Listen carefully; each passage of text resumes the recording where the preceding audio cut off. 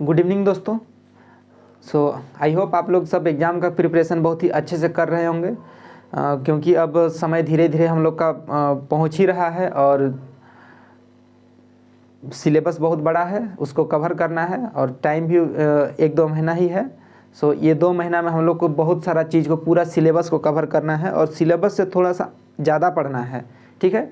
और जिस झारखंड में अमन, मेरा एक्सपीरियंस जितना अभी तक रहा है एग्ज़ाम में, कि जहाँ से पूछता है, ठीक है, मान लीजिए 3 जैसे करंट अफेयर्स दिया है, ठीक है, जीके जीएस करंट अफेयर्स और मान लीजिए झारखंड से संबंधित, तो वहाँ में से क्वेश्चन हेर फेर हो जाता है। हेर फेर कहने का मतलब कि अगर जीके जीएस में 20 क्वेश्चन पूछने वाला है तो वहाँ से 2 क्वेश्चन पूछेगा, 5 क्वेश्चन पूछ देता है, ठीक है, इस तरह का होता है। तो एक ही में मतलब कि सब चीज़ को एवरेज लेके चलना है। जो भी अब सिलेबस है, जिसको भी पढ़ रहे हैं, एक एवरेज मेंटेन करते हुए चलना है। ये नहीं कि मैथ में 20 क्वेश्चन आ रहा है तो मैथ को हम लोग पूरा 4 घंटा पढ़ रहे हैं, मैथ सोल्व कर रहे हैं, तो वो आप लोग गधे वाला काम, गधा जो होता है उस टाइप का काम कर रहे हैं। तो वैसा नहीं करना है, एक एवरेज लेके चलना है। हम लोग कंटिन्यू करते हैं। हम लोग का नागपुरी प्रैक्टिस सेट 4 है। आज इसमें 20 क्वेश्चन को डिस्कस करेंगे। यदि आप लोग चैनल में नए हैं तो चैनल को सब्सक्राइब कर लीजिएगा और बेल आइकन को प्रेस कर दीजिएगा। इससे कुछ लोग कमेंट किए थे कि वीडियो का नोटिफिकेशन नहीं आ रहा है। भाई, आप लोग नोटिफिकेशन को ऑन करिएगा, सब्सक्राइब करिए, उसके बाद बेल आइकन को प्रेस कर दीजिए, ठीक है। तब जाकर आप लोगों को जो भी वीडियो यहाँ पर, वीडियो हर एक दिन एक वीडियो यहाँ पर झारखंड ई लर्निंग में हर एक दिन एक वीडियो डालते हैं, ठीक है। और तब जाकर आप लोगों तक वो वीडियो पहुँचेगा। जब तक आप लोग बेल आइकन को ऑन नहीं करिएगा, सब्सक्राइब तो कर देते हैं लेकिन बेल आइकन को भी ऑन कर दीजिएगा, तब जाकर आप लोगों को तक वो वीडियो जैसे ही डालें आप लोगों के मोबाइल में शो कर जाएगा, ठीक है, नोटिफिकेशन आ जाएगा। हम लोग आगे बढ़ते हैं। नागपुरी प्रैक्टिस सेट 4, ठीक है। ये 4 थोड़ा अटरैंडम नहीं दिख रहा है, हाँ अभी 4 जैसे दिख रहा है। पहला क्वेश्चन हम लोग का है, देवल में से कौन लिपि झारखंड का पारंपरिक लिपि ना लागे। तो ये क्वेश्चन को ध्यान दीजिएगा, ये क्वेश्चन कंफ्यूज कर सकता है आप लोगों को। तो ये जो चारों जो दिया है ABCDE, इनमें से कौन ऐसा लिपि है जो झारखंड का पारंपरिक लिपि नहीं है, ठीक है। देवनागरी, रोमन, बांग्ला, कैथी। तो ये सब चारों का चारों को आप लोगों को एक बता दिए हैं कि कौन कहाँ का है, कौन क्या है, ठीक है। तो ये एक कंफ्यूज नहीं होना है आप लोग, इसको तो नहीं कर, ठीक है, लेकिन आप लोग कंफ्यूज हो जाइएगा ये बांग्ला में, और आप लोग बांग्ला को मार दीजिएगा, ठीक है, कि झारखंड में कहाँ बांग्ला आएगा बोलिएगा, ठीक है, आप बांग्ला को मार दीजिएगा। तो ऐसा कुछ नहीं है, बांग्ला यहाँ भी इंक्लूड है। तो ये हम लोग का बी हो जाएगा। देवल में से कौन लिपि झारखंड का पारंपरिक लिपि ना लागे, तो ये हम लोग का रोमन, ठीक है। अब दूसरा देखिए, देवनागरी लिपि कर स्वर वर्ण में कै ठो विशेषता दिसेला, ठीक है। देखिए विशेषता तो बहुत है, देवनागरी लिपि कर स्वर वर्ण में कै ठो विशेषता दिसेला। तो विशेषता बहुत है, लेकिन ये पूछा है स्वर वर्ण में, ठीक है। तो स्वर वर्ण में देखिए ह्रस्व स्वर, दीर्घ स्वर, ठीक है, ये ह्रस्व स्वर, दीर्घ स्वर संबंधी और मात्रा। तो ये सारा चीज़ हम लोग को देखने को मिलता है स्वर वर्ण में। तो ये इसका आंसर डी हो जाएगा, ठीक है, आंसर डी। ये ह्रस्व स्वर, दीर्घ स्वर और मात्रा संबंधी, ये सारा चीज़ देखने को मिलता है देवनागरी लिपि का स्वर वर्ण में, ठीक है। इसको बता दिए हैं आप लोगों को, पढ़ा दिए हैं। देवल, देखिए देवल में कौन वर्ण अनुनासिक व्यंजन कर उदाहरण है के। देखिए देवल मतलब कहने का दिया हुआ, ठीक है, कंफ्यूज नहीं होना है। देवल, देवल यानी दिया, ठीक है। देवल में कौन वर्ण अनुनासिक व्यंजन कर उदाहरण है के। ए में म है, बी में य है, सी में भ है, डी में ह है। तो इनमें से अनुनासिक व्यंजन का उदाहरण है, इनमें से कौन है। तो इनमें से अनुनासिक है हम लोग का म, ठीक है, म। तो तीसरा कंप्लीट हो गया। चौथा देखते हैं। देखिए अनुनासिक को कल ही बता दिए हैं, ठीक है, कि कौन कौन सा हम लोग का ढ म न, ये हम लोग का अनुनासिक में आता है, आप लोग को कल ही बता दिए हैं। आप चौथा देखिएगा, ये जो स दिख रहा है, स कौन व्यंजन खेजा कर उदाहरण है के। और एक बार देखिएगा, ये जो स है कौन व्यंजन खेजा, ठीक है, खेजा कर उदाहरण है के। देखिए खेजा का मतलब क्या होता है उसको समझिए। सबसे पहले खेजा मतलब समूह को दर्शाता है। जैसे क्या एग्जाम्पल लेना चाहिए, जैसे आप लोग मार्केट जाते हैं, ठीक है, तो मार्केट जाते हैं तो हम लोग सिंपली, हम लोग तो झारखंडी वाला रोल है हम लोग का, तो मार्केट में जैसे कोई मार्केट में जो मार्केट लगाता है तो कोई छोटा छोटा क्या बोलता है, सखुआ का जो पत्ता होता है एक उसमें कुछ भी रख देता है, ठीक है, या उसमें छोटा छोटा मछलियाँ रख दिया या अन्य बहुत सारा चीज़ को रख देता है, तो आप लोग उसको बोलते हैं कि बाज़ार में कैसन खेजा का पूछते हैं, ठीक है, यानी कैसन खेजा, यानी बोलते हैं कि वो पूरा पत्ता का कितना, कै रुपया, इस टाइप का आप लोग पूछते हैं। तो उसमें कैसन खेजा मतलब बहुत सारा चीज़ उस खेजा में रहता है, यानी समूह में रहता है, तो उसको आप लोग पूछते हैं कि कैसन खेजा। जैसे हमें बाज़ार चल जाते हैं कभी कभी, तो बोलते हैं, मान लीजिए मिर्चा लेना है, हरा मिर्चा, ठीक है, तो हरा मिर्चा आप 10 रुपये 5 रुपये करके रखा जाता है, तो आप लोग उसको पूछते हैं कि कैसन खेजा। तो खेजा मतलब वही पूरा ग्रुप को बोल रहे हैं। खेजा में बहुत सारा चीज़ होता है। तो ये जो स है, ये जो स्पर्श व्यंजन, अंतस्थ व्यंजन, उष्म व्यंजन, संयुक्त व्यंजन, तो इसी को खेजा बोल दिया है। खेजा यानी ये किसके अंतर्गत आता है, उसको खेजा बोल दिया, तो कन्फ्यूज नहीं होइएगा। तो ये जो स है, आप इसको उच्चारण कीजिए, स बोलिए, स बोलिए, और हाथ को आप आपके मुंह के सामने रखिए, स। थोड़ा सा मुंह से गर्माहट वाला हवा यहाँ बाहर निकलेगा और यहाँ महसूस होगा आप लोगों को, स। तो ये होगा उष्म व्यंजन, जो स है उष्म व्यंजन है। 5 देखिएगा, 5वां, बाघ। बाघ कौन तरह कर शब्द रूप कर उदाहरण है के। ये बाघ जो है कौन तरह कर शब्द रूप कर उदाहरण है के, बाघ, ठीक है। तत्सम है, तद्भव है, देशज है, विदेशज है, बताइएगा कौन है। तो देखिए बाघ जो है तद्भव है, बाघ तद्भव है।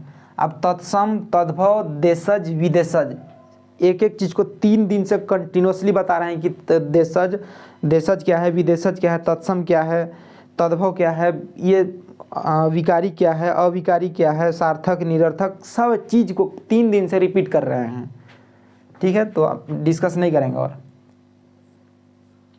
देवल में से कौन देशज शब्द ना लगे, देशज शब्द ना लगे, ठीक है। आम, कटहर, अलुआ, भेड़वा। भेड़वा मतलब समझते हैं, भेड़वा मतलब एक भेड़वा जो होता है गाली एज ए एब्यूज़, मतलब एज ए एब्यूज़ उसको यूज किया जाता है गाली गलौज में, ठीक है, भेड़वा, ठीक है, भेड़वा। और एक हम लोग का ये भेड़वा, भेड़वा मतलब समझ, लेडीज़ फिंगर, भिंडी, भिंडी को हम लोग का नागपुरी में हम लोग बोलते हैं भेड़वा। किसी अब बोलिएगा किसी का सब्जी बनाए हो तो भेड़वा बोलिएगा तो अगला कंफ्यूज हो जाए कि भाई क्या बोल रहा है, तो भेड़वा मतलब बोलिएगा नहीं भाई लेडीज़ फिंगर होता है। तो ये इसका आंसर भेड़वा नहीं है, ऐसे आप लोगों को बता दिए एज इंफॉर्मेशन के लिए। देवल में से कौन देशज शब्द ना लगे, तो ये जो आम है देशज शब्द नहीं है, ठीक है, ये आम। आप कंफ्यूज होइएगा इसमें, इसीलिए ये सब क्वेश्चन को एक 2 बार पढ़िएगा, 3 बार 4 बार पढ़िएगा ये सब क्वेश्चन को, क्योंकि आम झारखंड में सबसे अधिक होता है। तो आप लोग बोलिएगा अरे भाई आम तो हम लोग का है, देशज होगा, कुछ देशज से नहीं है, ठीक है, आम देशज नहीं है।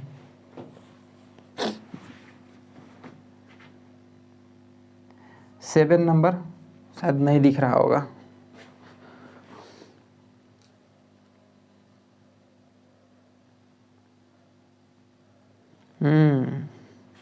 अभी देखिए, स्रोत कर आधार पर हमरे धरती के कौन तरह कर शब्द रूप में राखीला। धरती, ये सबको मारिए गोली, ध्यान दीजिए धरती को, कि धरती देशज है, तद्भव है, विदेशज है, तत्सम है, विकारी है, अविकारी है, सार्थक है, निरर्थक है, क्या व्यर्थ है, क्या है, बताइए। धरती, तो धरती जो है हम लोग का तद्भव है, ठीक है, धरती तद्भव है, ध्यान दीजिएगा, धरती तद्भव है।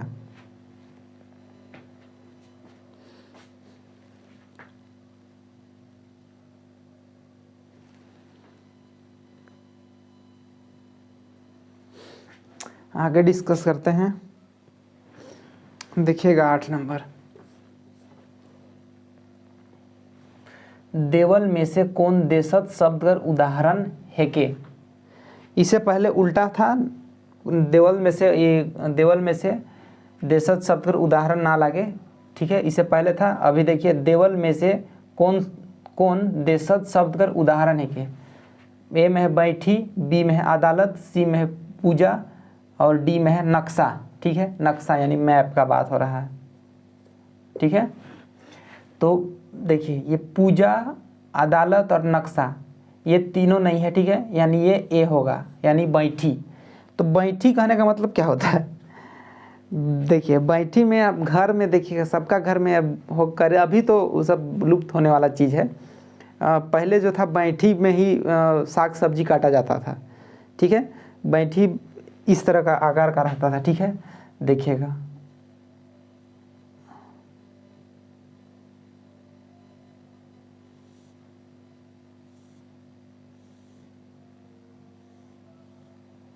इस तरीका का बैठी रहता था। यहाँ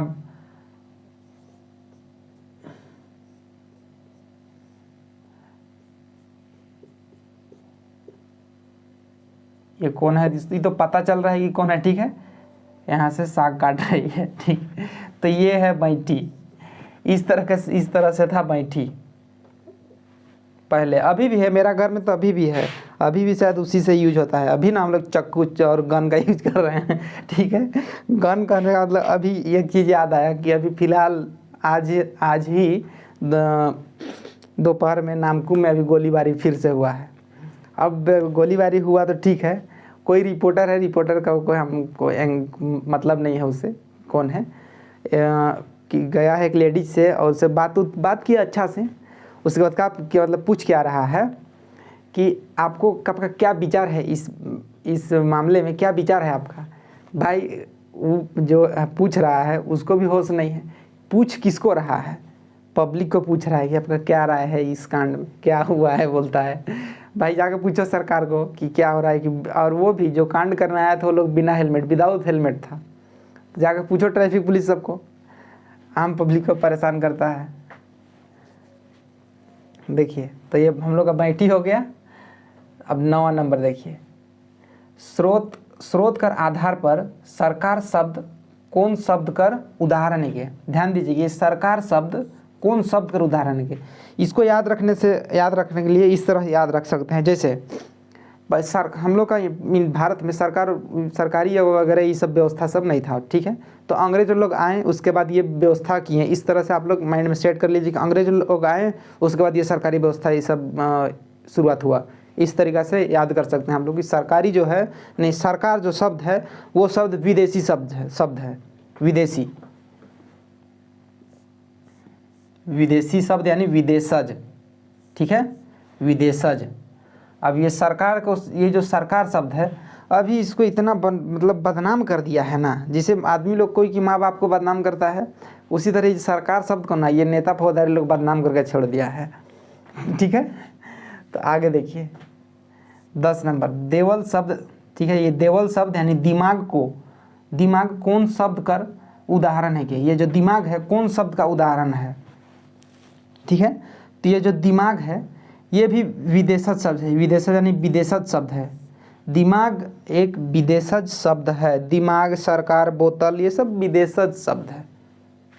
आगे देखिए 11 नंबर, व्युत्पत्ति कर आधार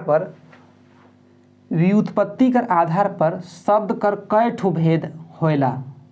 most important question, very important question, ठीक है। व्युत्पत्ति कर आधार पर शब्द कर कई ठो भेद होएला। तो व्युत्पत्ति कर आधार पर शब्द कर तीन गो भेद होएला। पहला भेद रूढ़ शब्द। अभी हम लोग शब्द, ये जो क्वेश्चन है ये शब्द विचार का है, ठीक है। शब्द विचार हम लोग एक टॉपिक देखे हैं, उस टॉपिक को जाइए और वहाँ से आप लोग इसका बारे में डिटेल से पढ़िएगा, क्योंकि यहाँ से क्वेश्चन आना ही आना है, या कई एक बार क्वेश्चन पूछा हुआ है, ठीक है, जेटेट वगैरह में इससे आया हुआ है। तो जो व्युत्पत्ति के आधार पर है उसमें तीन ठो भेद है, यानी तीन भेद है, तीन प्रकार ही समझिए। पहला है रूढ़ शब्द, यौगिक शब्द, ठीक है, रूढ़ शब्द, यौगिक शब्द, योग रूढ़, ठीक है, योग रूढ़ शब्द, ये तीन है। तो ध्यान दीजिएगा, रूढ़ शब्द, यौगिक शब्द, योग रूढ़ शब्द, ठीक है, तो ये तीन है। अब तीनों का थोड़ा सा मतलब बता देते हैं। अच्छा, इसका आंसर दे लेते हैं।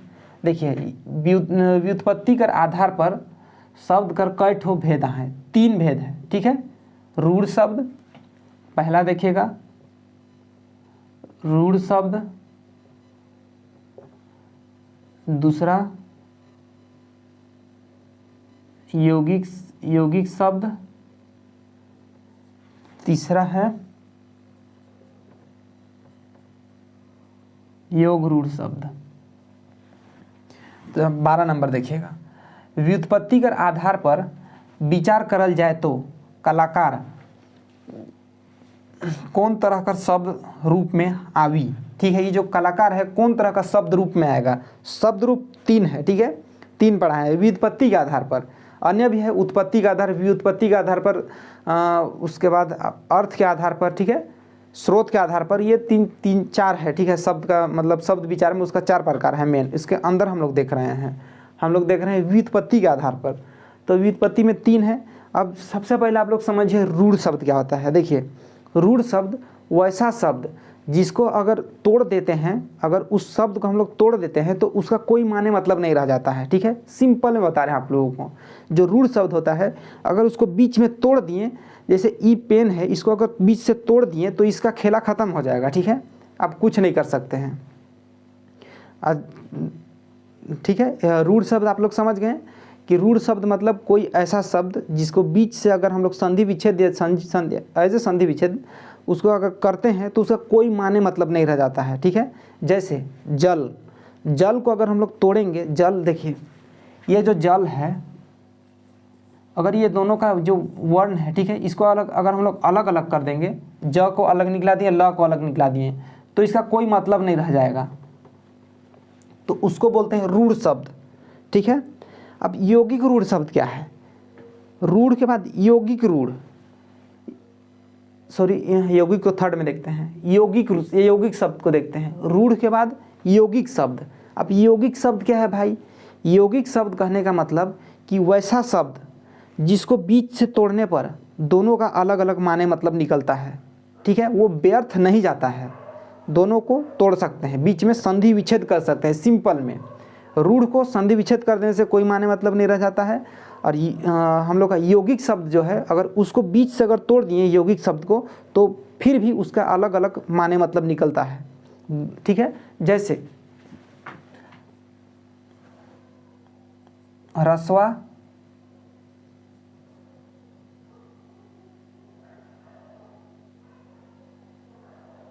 जैसे रसवा घर है, ठीक है, मान लीजिए एग्जाम्पल में ले रहे हैं हम लोग सिंपली, रसवा घर, अगर इसको हम लोग बीच से तोड़ दिए, रस को अलग कर दिए और घर को अलग कर दिए, मान लीजिए, तो ये दोनों का माने मतलब निकल रहा है अपना अपना। या फिर एक और एग्जाम्पल लेते हैं, साफी,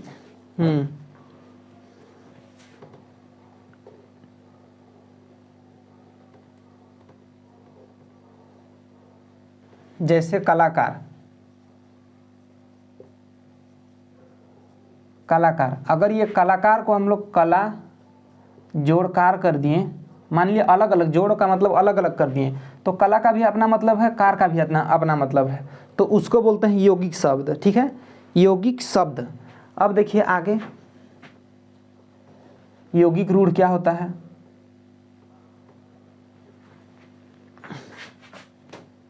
देखिए यौगिक रूढ़ क्या होता है?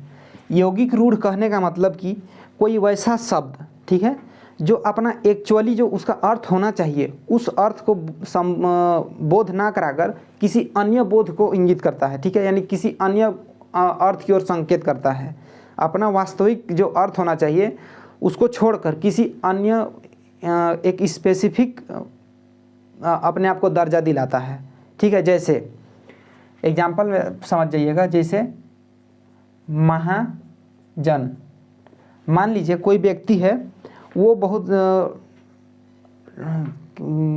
क्या बोलते हैं, जैसे वो मान लीजिए कोई थोक व्यापारी है, ठीक है, थोक व्यापारी है तो वो बहुत सारा सामान लेता है, ठीक है, बहुत सारा उसका सामान होगा और वो उसी के ये में बिहाफ में बहुत सारे लोग उसके साथ में बिजनेस से जो कर रहे होंगे, उससे सामान ले रहे हैं और वो लोग उसके बदले में पैसा दे रहा है व्यक्ति को, ठीक है, तो वो व्यक्ति को महाजन बोलते हैं। कि वो जो छोटा व्यक्ति है वो व्यक्ति बोलेगा नहीं ये मेरा महाजन है बोलेगा। अब वो व्यक्ति, मान लीजिए वो व्यक्ति का नाम है राम, लेकिन वो व्यक्ति का बोध कैसे हो रहा है, महाजन, ठीक है, उसका एक्चुअली जो महाजन है उसको इंगित ना करके वो दूसरा चीज़ को इंगित कर रहा है, महाजन, ठीक है। तो उसी को बोलते हैं हम लोग योग रूढ़ शब्द। यानी योग रूढ़ शब्द में अपना जो वास्तविक शब्द होता है उसको छोड़ के कोई विशेष शब्द को इंगित करता है, ठीक है, ध्यान दीजिए। कोई जो विशेष शब्द होता है जैसे नीलकंठ वगैरह हो गया, इस टाइप का जो शब्द सब है वो हम लोग का योग रूढ़ में आता है। तो आई होप आप लोग ये तीनों को समझ गए हैं। विशेष जो देखिए जो ये योग रूढ़ है ये अपना सामान्य अर्थ को छोड़ के कोई विशेष अर्थ को बतलाने का कोशिश करता है, यानी बतलाता है, बोध करता है कोई विशेष अर्थ को। अब इसका जो ये आंसर हो जाएगा कलाकार। अब ये कलाकार कौन होगा भाई, कलाकार सिंपल है, कलाकार अब हम लोग का यौगिक होगा, ठीक है, यौगिक शब्द। अब 13 नंबर देखिएगा,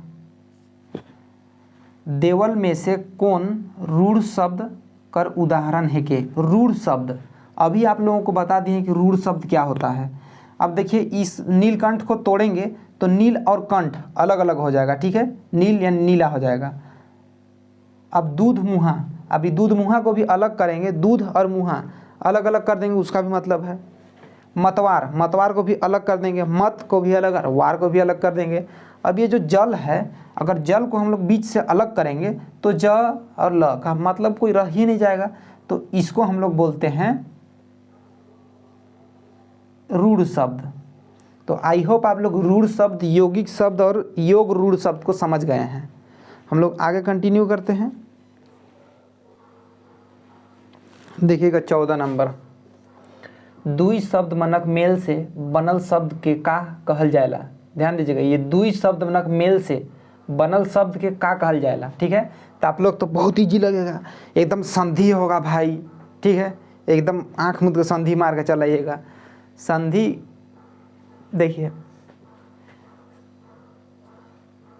ये तत्सम तो होगा नहीं, ठीक है, ये देवल में से कौन हो ये भी नहीं, ठीक है, ये भी गलत है। अब देखिए आप लोग यौगिक शब्द और संधि इसको अभी ही बताए हैं जस्ट कि दो शब्द को मिला के, दो शब्द यानी क्या उसका भी माने मतलब होना है भाई, तब ना हम लोग वाक्य कोई बना रहे हैं शब्द। तो जो दो शब्द का दो शब्द को मिला के हम लोग जब शब्द बनाते हैं, जैसे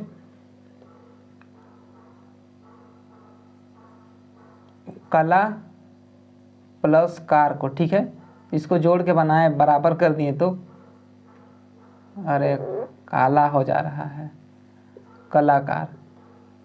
तो ये जो शब्द हम लोग किए, ठीक है, अब तो आप लोगों को लग रहा है कि संधि हो गया। संधि का मतलब क्या होता है, संधि का मतलब जोड़ना, तोड़ना, ठीक है। अब ये जो कह रहा है दो शब्द ना मेल से, यानी दो शब्द का बात हो रहा है, यहाँ अलग करने और जोड़ने तोड़ने का कोई बात नहीं कर रहे हैं, ठीक है। तो ये हम लोग का जो बनल शब्द को यौगिक शब्द बोला जाता है। यौगिक शब्द, हम लोग शब्द का बात कर रहे हैं, ध्यान दीजिएगा। ये शब्द जो है एक एक चीज़ को ध्यान देना है, ये नहीं कि संधि को मार दिए कि नहीं संधि होता है दो शब्द को ये करके बना दिए, ठीक है। जैसे जैसे क जोड़ ल जोड़ म, ये हम वर्ण का बात नहीं कर रहे हैं, किसी एक को जोड़ने का हम बात नहीं कर रहे हैं, ठीक है, ये शब्द का बात हो रहा है। आगे देखिएगा 15, सर्वनाम कर व्यवहार से भाषा में का बदलाव आवेला। सर्वनाम कर व्यवहार से भाषा में का बदलाव आवेला। देखिए जो सर्वनाम है हम लोग उसका यूज़ क्यों करते हैं, जैसे आप लोग जैसे राम ने रावण को मारा, राम ने सीता से शादी किया, राम ने वनवास गए, राम वनवास काटा, राम राम रेखा में 2 पल के लिए रहे थे, मतलब हमेशा राम राम का, राम खेलता है, राम खाता है, राम पीता है, राम नाचता है, राम, मतलब सब में राम राम राम राम बोलते रहेंगे तो वो जो शब्द है उसमें थोड़ा सा भद्दा लगने लगता है। वो शब्द बार बार अगर किसी का नाम का यूज करेंगे तो वो हम लोग को ठीक नहीं लगता है, ये सुनने में भी मज़ा नहीं आता बार बार राम। तो इसीलिए जो शब्द है उसको, यानी जो सेंटेंस है उसको सुधारने के लिए, यानी थोड़ा सा उसमें मधुरता का भाव आए, सुंदरता लगे, इसलिए हम लोग सर्वनाम का यूज करते हैं। तो सर्वनाम का व्यवहार भाषा में का बदलाव आवेला, सर्वनाम का व्यवहार करने, यानी व्यवहार यानी उसका प्रयोग से, तो भाषा में सुंदरता आता है। ठीक है, सुंदरता। अब आगे देखिए, जो मोबाइल कौन तरह कर शब्द रूप में आवेला। ये जो मोबाइल है कौन तरह का शब्द रूप में आवेला। भाई मोबाइल को तो आप लोग बनाए नहीं हैं, यहाँ बना तो नहीं है, ठीक है, तो मोबाइल बाहर का देन है, तो विदेश, सीधा विदेश मतलब विदेशज। अब 17 नंबर देखिएगा,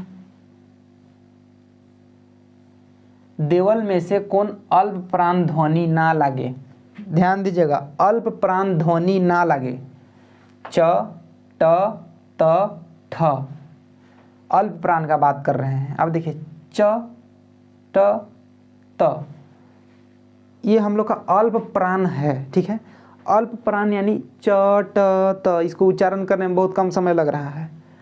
और ये जो ठ है, ठ बोलिए थोड़ा ज़्यादा, मतलब थोड़ा सा समय लगता है, थोड़ा सा ज़्यादा लगता है इन तीनों का अपेक्षा। तो ये जो ठ है ये हम लोग का अल्प प्राण नहीं है। ध्यान दीजिएगा, ऐसा क्वेश्चन ना इतना पूछता है जेपीएससी में, तो यही मतलब इसी टाइप का क्वेश्चन पूछे कन्फ्यूज कर देता है ज्योग्राफी में कि इनमें से ये नहीं है, कौन नहीं है, मतलब दिमाग ख़राब कर देता है। ये जो शब्द है इसको थोड़ा सा आराम से समझते हुए क्वेश्चन को सॉल्व करना है। अब आगे देखिए। अच्छा एक चीज़ बताइए, जब आप लोग एग्ज़ाम में बैठते हैं तो एग्ज़ाम में बैठ गए, आप क्वेश्चन देखते बनाते बनाते आप लोग का कान गर्म होता है। हाँ, देखिए जब शुरू एग्ज़ाम देते थे मेरा कुछ हाल वैसा था कि मतलब एग्ज़ाम देते थे तो मतलब जैसे ही एग्ज़ाम घुसे हॉल और जैसे बैठे क्वेश्चन सॉल्व करते करते पूरा सिर पूरा गरम, पूरा कान सब गरम लाल हो जाता था। ठीक है, तो आप लोग का होता है तो बताइएगा ज़रूर। पहले एग्ज़ाम देने में बहुत डर लगता था कि एग्ज़ाम कैसे देंगे, क्या करेंगे, मतलब उस टाइप का डर बना रहता था। जितना आप लोग प्रिपरेशन करते हैं उतना ज़्यादा आप लोग के लिए टफेस्ट होता जाता है सब चीज़। कहने का टफेस्ट कहने का मतलब कि आप लोग को लगने लगता है कि अरे भाई क्या होगा क्या नहीं, मतलब इतना पढ़े हैं, इस टाइप का एकदम माइंड में बना रहता है। और यदि नहीं पढ़ के गए हैं तो अरे चलो ना सब रेल देंगे, जो आया रेल देंगे वाला होता है। ठीक है, जैसे यूपीएससी का शुरू जब एग्ज़ाम था ट्राई करने के लिए गए, चलो ना चलते हैं दे के आते हैं। अगर वैसे अभी फ़िलहाल देने वाले हैं अप्रैल मई में, ठीक है, यूपीएससी का एग्ज़ाम देंगे, तो उस समय अभी प्रिपरेशन बहुत मतलब चल रहा है अच्छा खासा, तो अभी लगने लगा कि क्या होगा क्या होगा क्या होगा लग रहा है, मतलब अलग से डर लगता है। तो मतलब इससे यही पता चलता है कि अगर आप बिना तैयारी किए कोई भी चीज़ करते हैं तो बेधड़क वाला होता है, लेकिन कभी कहीं कहीं होता है, वैसा बात नहीं है। तो हाँ देखिए हम लोग 18 में आते हैं। हेठे देवल में से कौन दीर्घ स्वर ना लगे। दीर्घ स्वर ना लगे, दीर्घ स्वर ना लगे कहने का मतलब वो अल्प ह्रस्व स्वर होगा, गारंटी ह्रस्व स्वर होगा वो। देखिए अ ए उ ओ, आ में ओ, ठीक है, तो ये दीर्घ स्वर ना लगे। तो ये जो ए है उच्चारण कीजिए, ए उ आ में ओ, मतलब ये दीर्घ स्वर है, थोड़ा सा ज़्यादा समय लग रहा है। ठीक है, तो ये यानी ये दीर्घ स्वर ना लगे, तो ये हम लोग का अ जो है दीर्घ स्वर नहीं होगा। ठीक है, ये ह्रस्व स्वर में आएगा। थोड़ा सा हमको लग रहा है रिमाइंड जिसे कर पा रहे हैं, अल्प प्राण थोड़ा सा मिस्टेक कर दिए बताने में जिसे लग रहा है। अल्प प्राण और महाप्राण, देखिए अल्प प्राण कहने का मतलब कोई भी चीज़ का उच्चारण कर रहे हैं तो मुख से थोड़ा सा कम हवा निकलता है अल्प प्राण में, और महाप्राण में बहुत ज़्यादा हवा निकलता। कहने का मतलब जैसे कि आप जैसे ठ का उच्चारण किए तो ठ में बहुत ज़्यादा समय भी लग गया, और एक तो थोड़ा सा मुंह से जो हवा का गति है वो थोड़ा सा तेज निकलता है, अल्पप्राण में। महाप्राण में थोड़ा सा ज़्यादा निकलता है। तो वही था, हम थोड़ा सा लगा कि गलती बता दिए हैं इसलिए रिपीट कर दिए। अब देखिए जो झ है, झ व्यंजन वर्ण कर कौन रूप में उच्चरित होला। उच्चरित यानी उच्चारण होता है, ठीक है। जो झ है अल्पप्राण में होता है, महाप्राण में होता है, अनुनासिक में होता है, संयुक्त में होता है। तो देखिए झ आप उच्चारण कीजिए, झ झ झ यानी झ कहने का मतलब मुंह से थोड़ा ज़्यादा हवा निकल रहा है, झ एकदम स्पीड से और एक रगड़ के साथ थोड़ा सा निकल रहा है, तो महाप्राण, ठीक है। इस झ जो है महाप्राण में आएगा। अब 20 नंबर,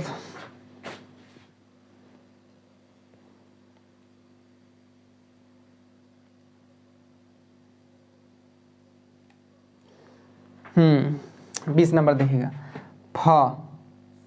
फ व्यंजन वर्ण, सॉरी, फ व्यंजन वर्ण कर कौन रूप में उच्चरित होला। ये जो फ है व्यंजन वर्ण कर कौन रूप में उच्चरित होता है।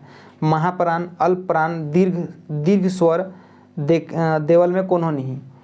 तो ये देखिए जो फ है आप उच्चारण करके देख सकते हैं कि फ क्या है, ठीक है। जो फ है वो हम लोग का फ महाप्राण में आता है। इसको आप लोग उच्चारण करके देख सकते हैं, इससे जैसे झ फ, तो ये एक ही तरह लग रहा है, तो ये हम लोग का महाप्राण में आएगा फ,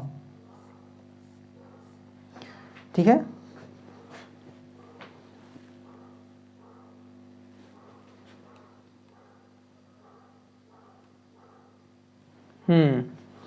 तो आज का हम लोग कोटा कंप्लीट कर दिए हैं 20 क्वेश्चन का। सो नेक्स्ट वीडियो जो रहेगा हम लोग का प्रैक्टिस सेट 5, उसमें भी 20 क्वेश्चन को ही देखेंगे। देखिए 20 क्वेश्चन से ज़्यादा एक अपना एक एवरेज बना लिए हैं, मतलब इतना ज़्यादा जैसे 50 क्वेश्चन का बात है, 30-40 क्वेश्चन का बात है, थोड़ा ज़्यादा समय लग जाएगा, आप लोगों को भी बोरिंग फील लगेगा, ठीक है। और प्रैक्टिस सेट थोड़ा सा लगता है कि हाँ 20 क्वेश्चन है, 20 क्वेश्चन सीख लिए तो हाँ लगता है कि हाँ। अब 50 क्वेश्चन जो आता है फिर आप ऊपर का चीज़ को थोड़ा थोड़ा निकलने लगता है माइंड से, ये सबके साथ होता है। ये नहीं कि आप 50 क्वेश्चन पढ़ लें तो 50वां का माइंड में आ गया, वैसा बात नहीं है, ऊपर वाला निकलते जाएगा। उससे अच्छा है कि आप ऊपर से ही जो पढ़ रहे हैं उसको थोड़े से को जितना माइंड में घुस पा रहा है उसको सबको घुसा लीजिए, थोड़ा थोड़ा करके। एक ही बार आप एक थाली भात को अगर मुँह में डालिएगा तो नहीं होगा, धीरे धीरे आप खाइए, आराम से खाइए, तो वो भी डाइजेस्ट भी अच्छा से होगा, ठीक है। नहीं तो फिर समझ रहे हैं क्या होता है। सो आज के लिए इतना ही, मिलते हैं नेक्स्ट वीडियो में। सो थैंक यू एंड जय हिंद।